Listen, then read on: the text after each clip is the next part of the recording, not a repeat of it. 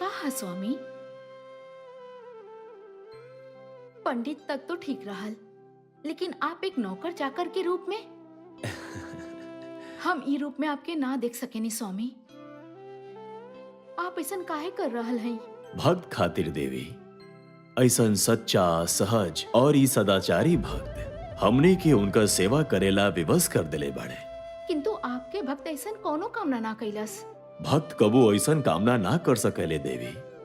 हमने उनकर संकट देख के स्वयं उनका रक्षा करे के निर्णय ले ले बानी। यदि आप भक्त के साथ ना रहब तो का हो जाई? उनकर अकाल मृत्यु हो जाई। लोग उनकरा के जीवित ना छोड़िए देवी पार्वती, और ये हमने के कैसे होखे देव? जब ये जीवन और मृत्यु के प्रश्न होखे तो हम आपके रोक भी नहीं सकत स्वामी।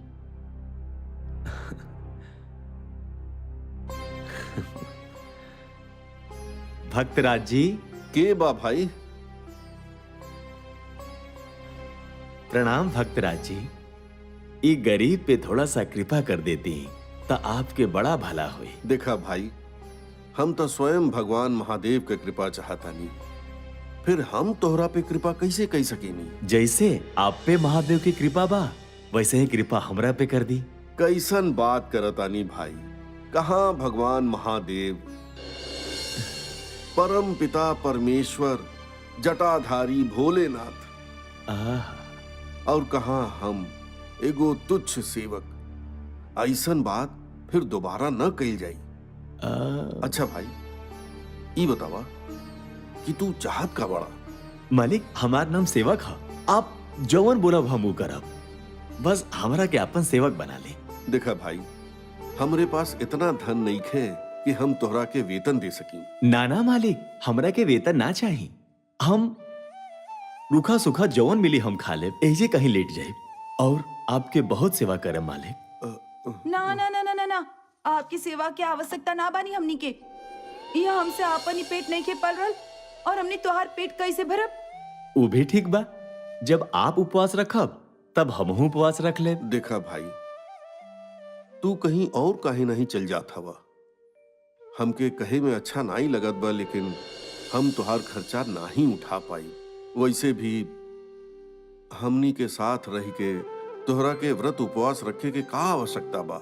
देखी भक्तराज जी, ये पेट तक कहीं भी जाके भर जाए, मगर ये मन त ना भरे ना। और आप जैसा दयालु कृपालु महादेव के भक्त के घर अगर हमरा सेवा करे के मौका मिलल तो हमार जिंदगी धन्य हो जाए। तोहरा के तपस्या करे के ही बा, तेरा है जी। हमने तो तोह के सब सच बता देनी। आपके भला हो मालकिन, आज हमार चिंता दूर हो गई। जय हो।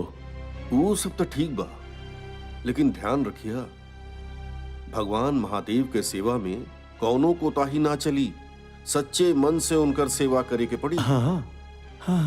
ई काहे ना कहत क्यों आपके सेवक है, महादेव के सेवक नहीं खे। ऐसन बात नहीं बा सुशीला, हमार सेवा ही का बा। हम तो बस भगवान महादेव का सेवा चाहता नहीं। उहे तो आप महादेव की सेवा करी और ई सेवक आपकी सेवा करे, हमके तो कौन सुख मिले वाला ही नहीं खे।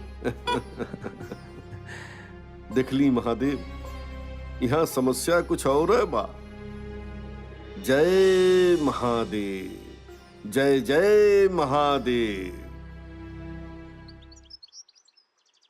सेवक, सेवक, सेवक दिखाई नहीं दे रहा बा। सेवक। भक्तराज जी, हमरा के छोड़ के कहाँ जाता नहीं आप? कहाँ रहला तू? हम तो सदैव आपके पीछे ही रहता नहीं भक्तराज जी, और अभी भी आपके पीछे ही रहे, मगर आप देखबे ना करी तो हम का करी? पीछे तो नहीं रहला, हम तो हर जगह देखनी। आजकल बात बहुत बनावेला। भगत जी, हम हमेशा आपके परछाई बन के रहेला, एक क्षण भी आपके ना छोड़ सकीला, मगर आप हमरा के पलट के देखबे ना करी तो हम का करी? सच कहीं दोहरे बिना हमार भी मन नहीं खे लागत। चला। रुकी, ये हमरा के दे दी। चले।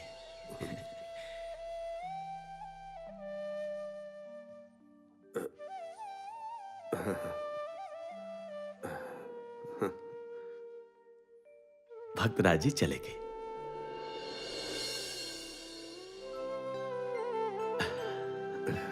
हर हर दी। महादेव।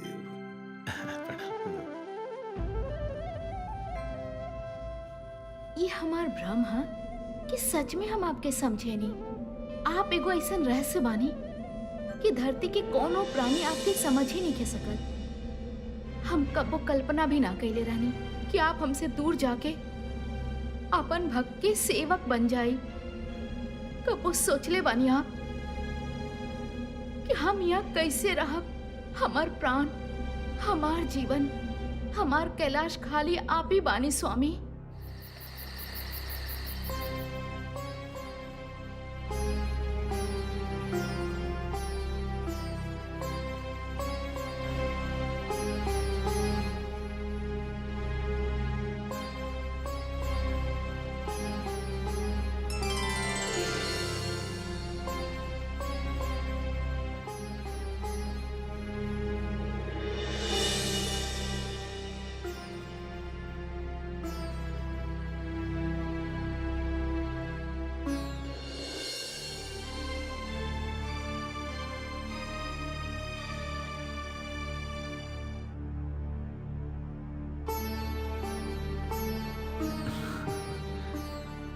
आप यहाँ देवी कैसे आगमन भइल?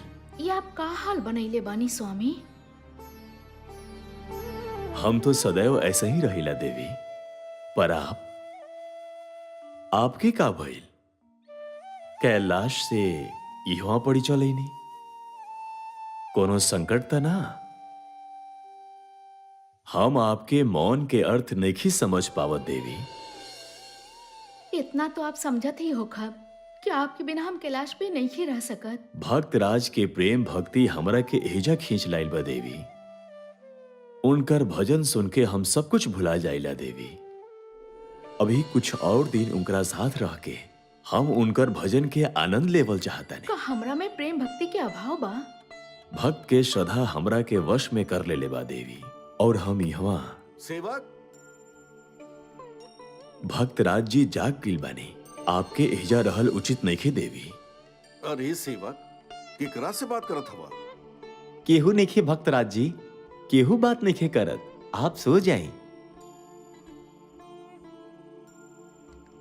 अब आप शीघ्रता से एजा से जाएं देवी, ना तो हमार भेद खुल जाए।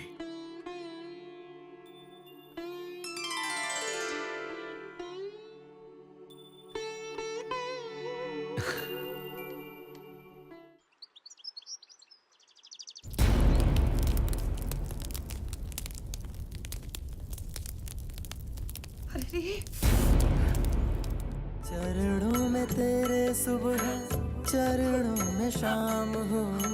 चरणों में तेरे सुबह, चरणों में शाम हो। तेरी शरण में भोले जीवन तमाम हो। अरे बात करे ही सब। तू यहाँ भजन सुन रहल बा और वहाँ दाल चावल जल के राख हो गई और तोहरा की यहाँ भजन सुने की पड़ल बा। हम देखो तानी मालकिन। अब का देखे जाए तू राख। जाए द सुशीला, हम ही सेवक के भजन सुने खातिर अपने पास बिठा लेंगे। आज भगवान महादेव के आदेश है कि हमने के उपवास रखिए। हमरा के ना करे के भाई उपवास।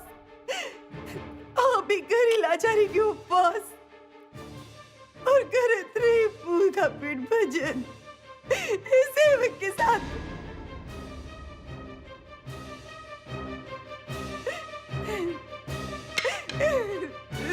सुशीला,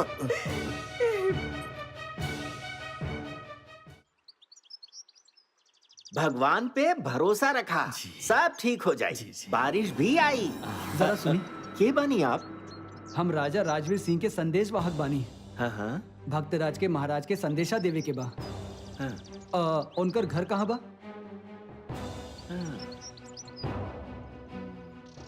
लागता दरबार से होकर बुलावा आइल बा। कहाँ बा भक्तराज के घर? घर, उनकर घर यहाँ से दूर बा, ऊ गली में। पर आप? हमके बस इतने ही जाने के रहल। धन्यवाद। भक्तराज त महाराज की मती मार देले बा। हमके तो बुलावा कबो नहीं खियावत। हाँ।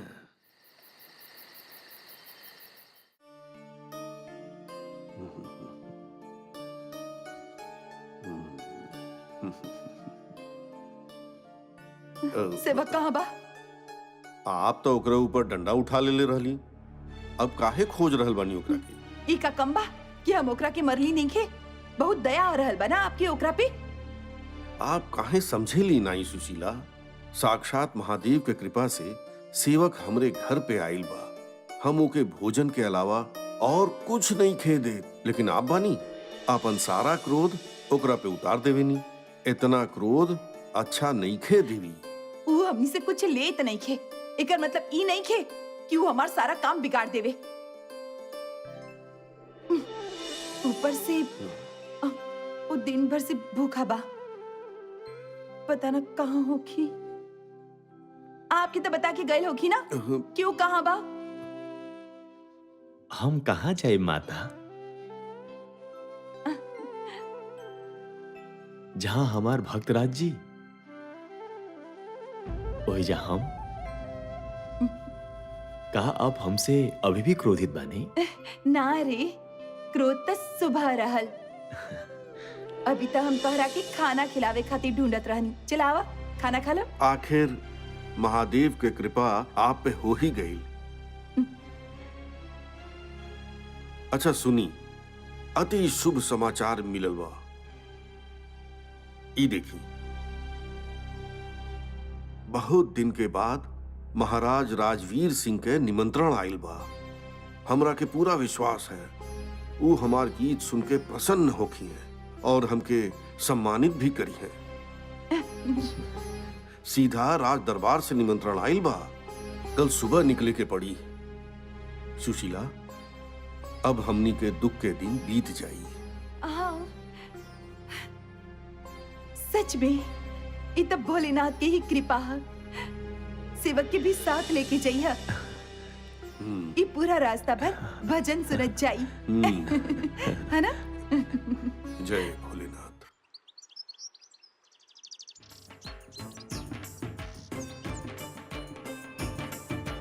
शिव भोला भंडारी, शिव भोला भंडारी, वाह महादेव, हर हर महादेव, वाह। भक्तराज जी थोड़ा विश्राम कर लें। आए आए।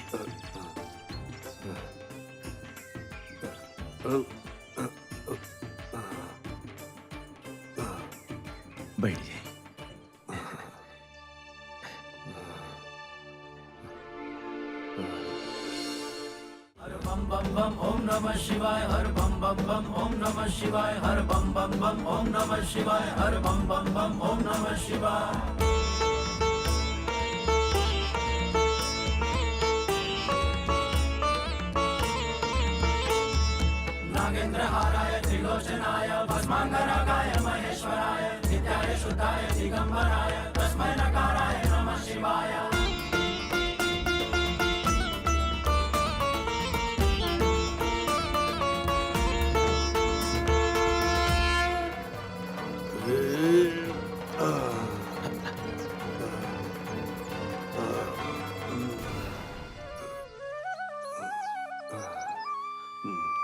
बैठ जाए।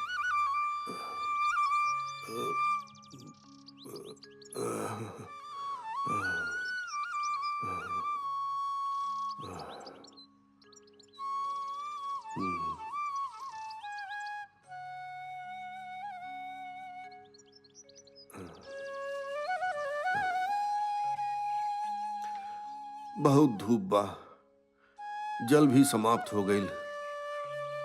प्यास के मारे हमार गला सूखल जात बा। कितना दूर बा महाराजा राजवीर सिंह के राज दरबार? अबहिन बहुत दूर बा। ओह, जल के बिना ई यात्रा कह पाइल संभव नहीं खे।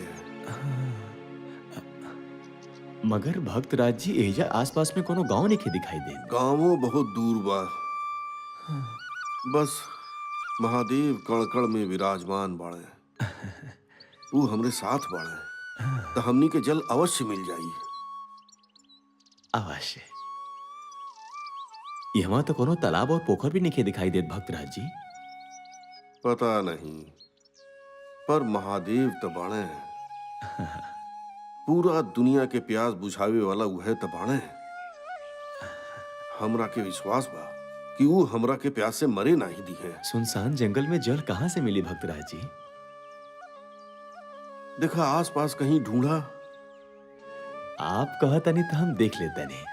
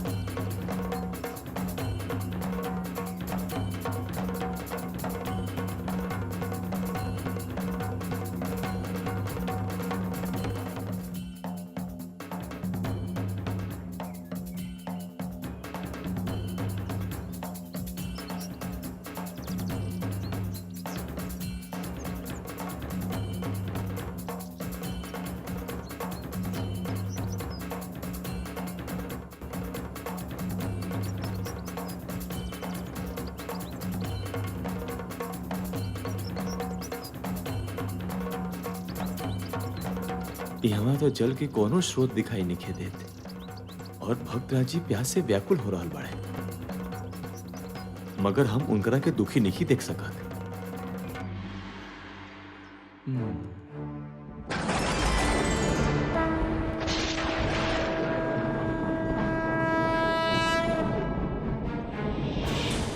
गंगा, गंगा।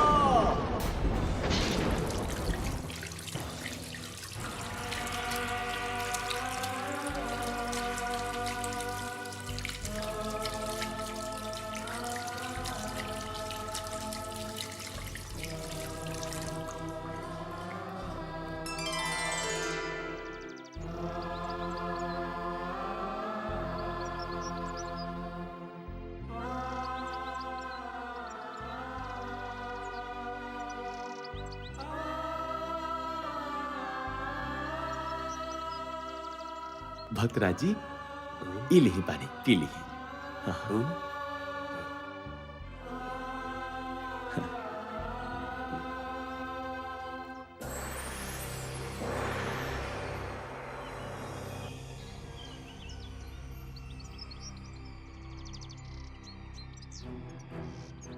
ई जल तू कहाँ से ले आइला? एगो जलधारा मिल रहे मालिक, आपके प्यास तो बुझ गेल ना? हमार प्यास तो बुझ गई, पर ई कोनो स्रोत के जल नहीं खे। ई गंगा जल हवे और यहाँ गंगा नदी बहेले नहीं।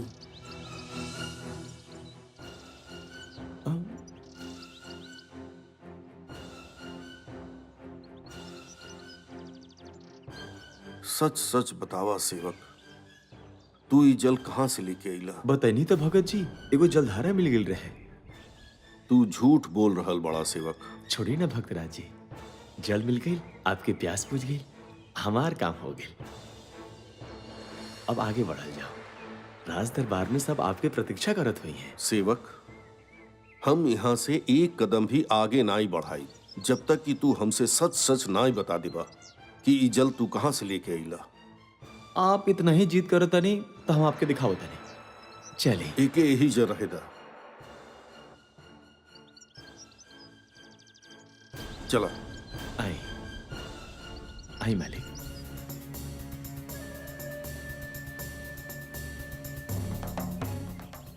आई आई।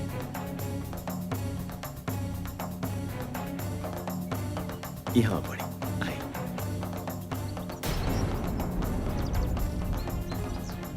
कहाँ बा जलधारा? तू सच काहे नहीं बतावत हवा? भक्तराज जी, एजे तो रहे जलधारा, ये हमें कहीं से जल ले रहे। फिर कहाँ चल गई लू?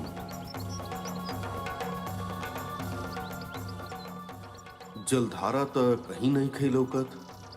तो घोर आश्चर्य के बात बा। आखिर का रहस्य हो सकेला? हो सकता थोड़ा आगे होके। सेवक, इतना वीराना जंगल में गंगा जल लावे वाला तू के पड़ा? भक्तराज जी, आप कैसन बात करता नहीं? हम आपके सेवक बानी, आपके सेवक। सेवक, तू सवाल होके नाटक कर रहा बड़ा। तू बाड़ा के सच सच बता काहे नहीं देत हवा? तू के बड़ा?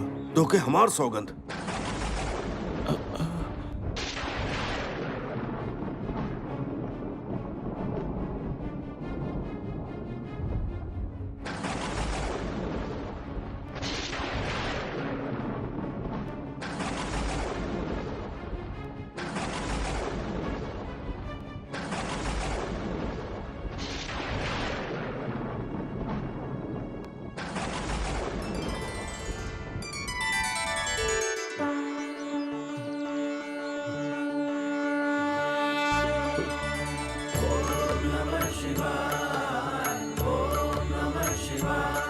अद्भुत चमत्कार प्रभु, प्रभु।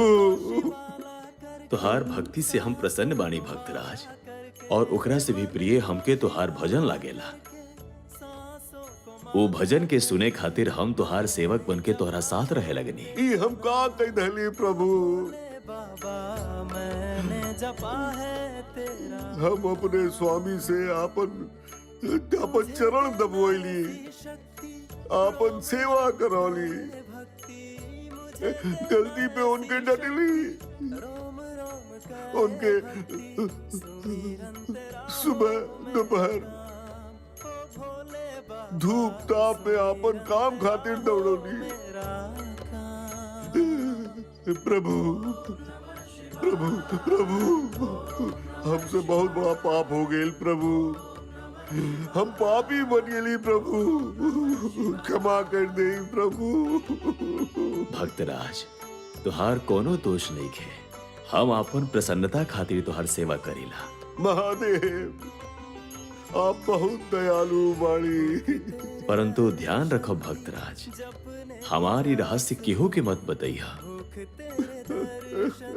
हम सेवक के रूप में हमेशा तोहरा साथ रहो, किंतु अगर तू ई हमार भेद केहू के बतैला तो हम उहे क्षण तोहरा छोड़ हम आपन लोक में चल जाए। जो ना गया प्रभु।